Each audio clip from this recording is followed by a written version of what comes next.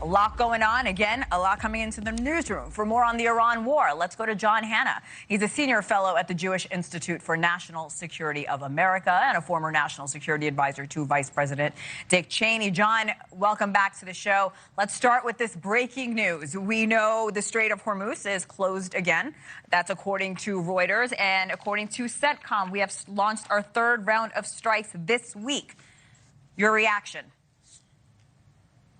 Well, I mean, it's remarkable. A month into the memorandum of understanding, Hannah, I think all we've got is a total misunderstanding about what the MOU says should happen in the Gulf. The United States, the entire deal was premised on getting that strait open at fairly high cost in terms of oil waivers and possibility of unfreezing assets for Iran.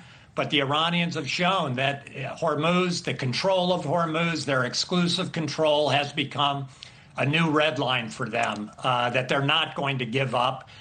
They don't believe the United States is prepared to actually fight the battle for Hormuz, to pay the military, economic, and political costs of a long, drawn-out fight to liberate Hormuz by the United States Navy and Air Force. And therefore, I think we're stuck in this kind of never-neverland, this gray area of these tit-for-tat strikes and back and forth. But at the end of the day, right now, unless the U.S. is really prepared to dramatically move up the escalation ladder, it looks like Hormuz, the traffic that's so crucial to the global economy, is going to stay very, very restricted.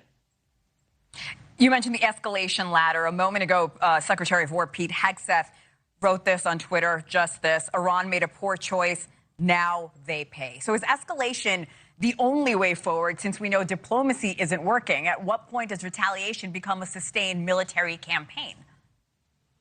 Yeah, no, I think the ceasefire is obviously hanging by a thread if it hasn't totally collapsed. In the MOU, the oil waivers that Iran got, those have been rescinded. Assets are not being unfrozen, and Iran continues to insist on its exclusive control of the Gulf of Hormuz and their willingness to use violence to assert that exclusive control. The U.S. can continue to punish Iran, but again, unless you're willing to actually fight the battle for Hormuz rather than these kind of tit-for-tat strikes, because the Iranians are now going to, again, go after targets in the Gulf, American bases in the Gulf, and our Gulf allies, some of their critical infrastructure sites. So it's hard to see how, given the current configuration and nobody's interest, certainly not the United States, in resuming full-scale war with all the danger that brings to the global economy, it's hard to see how we get out of this. And of course, we've got to say that a month into the MOU almost, there hasn't been a bit of forward movement on what the most critical issue is for the United States, which is that disposition of that highly enriched uranium in Iran that we know Iran is going to try and access at some point in order to move forward on its aspirations for a nuclear weapon. We're still at the starting line on that negotiation. You mentioned now surrounding Middle East countries are waiting to see if they'll see attacks. That's why we were showing a live shot of Beirut in Lebanon, and now we're showing the traffic again live at the Strait of Hormuz. Moving on, John, Israel has warned the U.S. about an Iranian plot to assassinate President Trump. I should mention some U.S. officials have questioned the credibility of that intelligence. How serious and credible does this threat appear to be?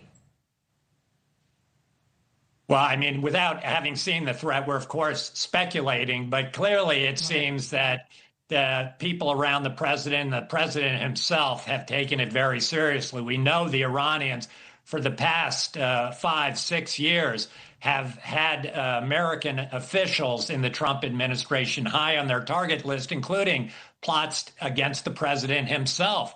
And if anything, this most recent war with the new supreme leader's father and much of his family having been killed, he said today, in fact, in a written statement, that revenge is the highest priority Iran has. It's a huge aspiration for them. Whether or not they have the capability to carry it out remains to be seen, given how much damage they suffered.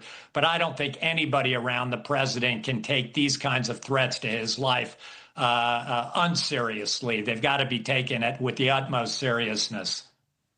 I have about a minute left, but in a post on Truth Social, just adding to your point, the president said this, quote, 1,000 missiles are locked and loaded if Iran attempts to kill him. Is that effective deterrence, or is that rhetoric that could trigger a dangerous escalation?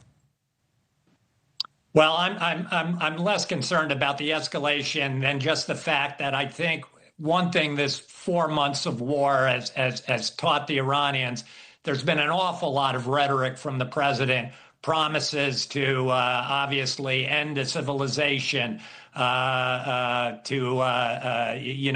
the straits, you effing bastards, and but very little follow-up action. I fear that the Iranians are learning a bad lesson, that they can call America's bluff, that America may not really have any red lines it's willing to follow through on in a way that would really punish Iran.